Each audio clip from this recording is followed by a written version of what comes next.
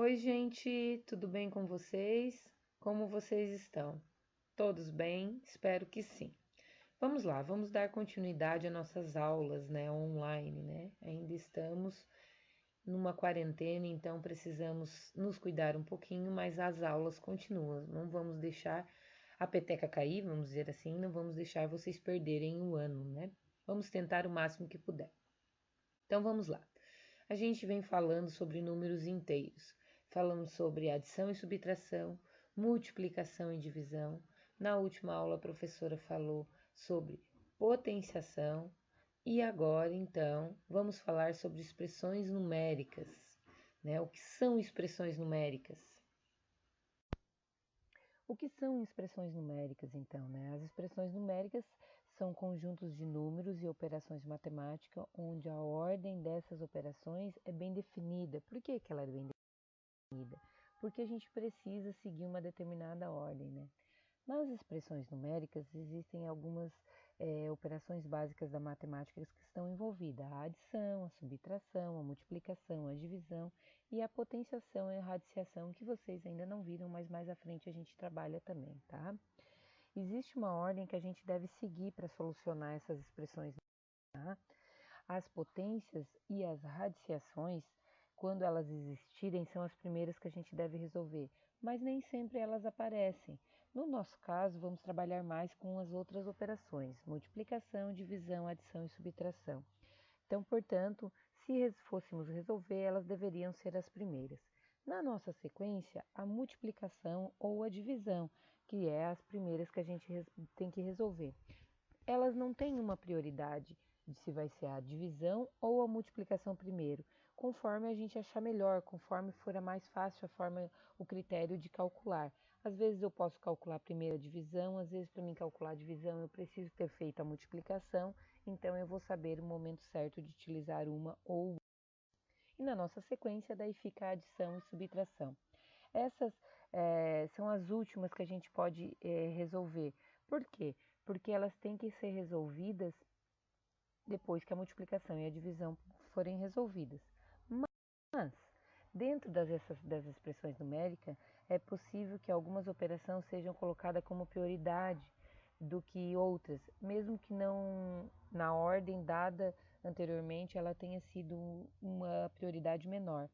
Isso porque existe uma regrinha que a gente tem que seguir. A gente precisa fazer a eliminação dos parentes, colchetes e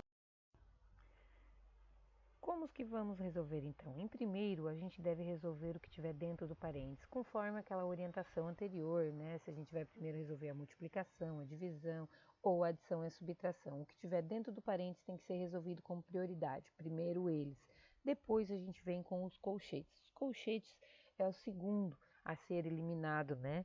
O que tiver dentro do colchetes tem que ser resolvido. Nem sempre vai estar uma adição, uma subtração, ou uma multiplicação, uma divisão. Às vezes ela vai estar já uma adição e uma subtração. Para mim poder passar para a etapa seguinte, eu preciso resolver ela, não exatamente conforme a prioridade anterior, tá? E por último, e não menos importante, é a chave. Tudo que tiver dentro da chave, a gente vai resolver para poder eliminar e chegar num resultado total da nossa equação. E daí, então, para mim terminar essa expressão, se tiver mais algum cálculo para mim fazer fora, depois de eu ter eliminado esses três itens, eu vou estar resolvendo. Vamos ao nosso exemplo, então. No nosso primeiro exemplo, não temos chaves, mas temos colchetes e parênteses. Eu vou resolver primeiro o que está dentro do parênteses. Quando eu estou resolvendo o que está dentro do parênteses, eu tenho que seguir aquela ordemzinha. O que que eu faço primeiro? Primeiro eu vou fazer a multiplicação e a divisão, ou a multiplicação ou a divisão, o que tiver primeiro. Então, primeiro eu resolvo 3 vezes 6 e resolvo 6 dividido para 2. O resultado que der deles é que eu vou juntar ou diminuir dos outros números.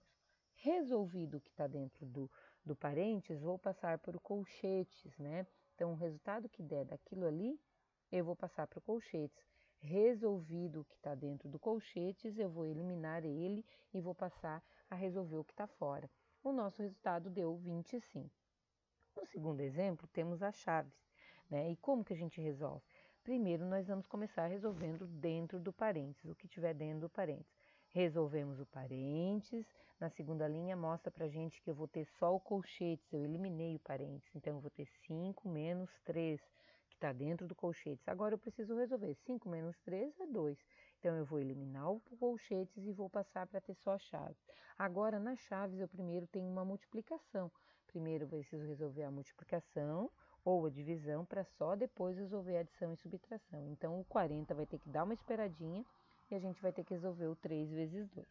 Então, 3 vezes 2, 6, 40 menos 6 vai dar 34. Vou eliminar a chave, então vai ficar só o que tiver fora, e assim sucessivamente.